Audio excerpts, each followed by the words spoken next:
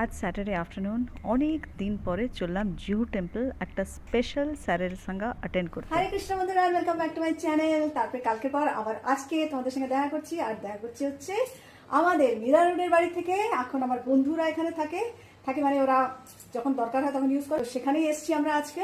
কালকে রাত্রিবেলায় এসছি, আজকে আমরা রেডি হয়ে নিয়েছি, এখান থেকে ইসকন টেম্পলও যাবো। সুদীপ নিচে একটা এজিএম অ্যাটেন্ড করতে গেছে আমাদের সোসাইটির, তো ওখান থেকে ওর হয়ে গেলেই আমরা ইসকনের টেম্পলে চলে যাবো, মানে ইসকন মীরা রোড। তারপরে তো তোমাদেরকে মীরা রোডের হাউসটা আবার দেখিয়ে দিই আমরা, খুব সুন্দর করে রেখেছি ওরা একদম। এই দেখো, তো এই হচ্ছে বেডরুমটা, 1 BHK হাউস। আগেও দেখিয়েছি তোমাদেরকে, তোমরা যারা দেখেছো দেখে থাকবে। বাকি এটা হচ্ছে রান্নাঘর। এটা এখানে কিছু কিছু সবজিপাতি রাখা আছে। বাথরুম একটা, আরেকটা বাথরুম বেডরুমের সাথে অ্যাটাচ ছিল। এটা হচ্ছে হল রুমটা, খুবই ছোটো খাটো জায়গা কিন্তু খুব সুন্দর আর কি। আমার বাবা মাও এখানে ছিল কদিন, বছরখানেক, তো খুব ভালো লেগেছিল ওদের। আর আমরা ব্রেকফাস্ট করেছি হচ্ছে যোগিনীদের বাড়ি, পোহা ব্লা ব্লা ব্লা। খুব মজা করেছি, দারুণ গল্প করেছি আন্টি আঙ্কেলের সাথে, যোগিনীর দেওর যা, যোগিনীর হাজব্যান্ড অঙ্কুরের সাথে। যোগিনীদের ভীষণ সুইট সুইট বাচ্চা কিন্তু। আর এই হচ্ছে সোহান, রেডি হয়ে গেছে।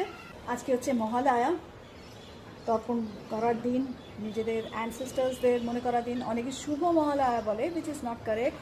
শুভ মহালয়া বলা যায় না, এটা আমি কয়েক বছর ধরে শুনে আসছি, আগে আমিও বলতাম।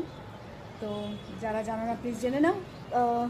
শুরু হয়ে গেল পুজো আর কি, 1 সপ্তাহ, তো ভালোই লাগছে মনটা।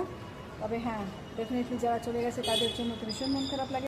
আর এই শাড়িটা আমি কিনেছিলাম হচ্ছে কলকাতা থেকে, পরেছি প্রপার ব্লাউজ ওয়াজ দিয়ে। কীরকম লাগছে জানিও তোমরা প্লিজ, তোমাদের জন্য এই লুকটা।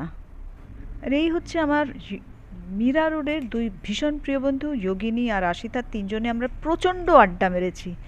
তারপরে আমরা পৌঁছে গেছি হচ্ছে মীরা রোড ইসকনে, কিন্তু আনফর্চুনেটলি ইট ওয়াজ পাস্ট 2 o'clock, ওই জন্য দর্শন তো আমরা করতে পারিনি মীরা রোডে। পরে আবার যাব। আর এসছি গোবিন্দাসে আমরা ল্যাভিশ লাঞ্চ করলাম। তো খিদেও প্রচণ্ড পেয়ে গেছিলো, বক বক করে করে খাবার কথাই ভুলে গেছি। তো যাই হোক, এখানে আমরা আমাদের প্লেট সাজিয়ে বসে গেছি। আমি প্রচুর স্যালাডস পেয়েছিলাম, থ্যাঙ্কফুলি আমার একদম আইডিয়াল প্লেট পেয়েছি আমি। পেটে শান্ত করে তারপরে বেরিয়ে পড়লাম ওখান থেকে। ওখানে বেরিয়ে তারপরে কী করলাম ওটা আমি আরেকটা শর্ট ভিডিওতে তোমাদের দেবো এরপরে। Please check it out. ভালো থেকো সবাই, সবাইকে খুব খুব ভালো রেখো। হরে কৃষ্ণা।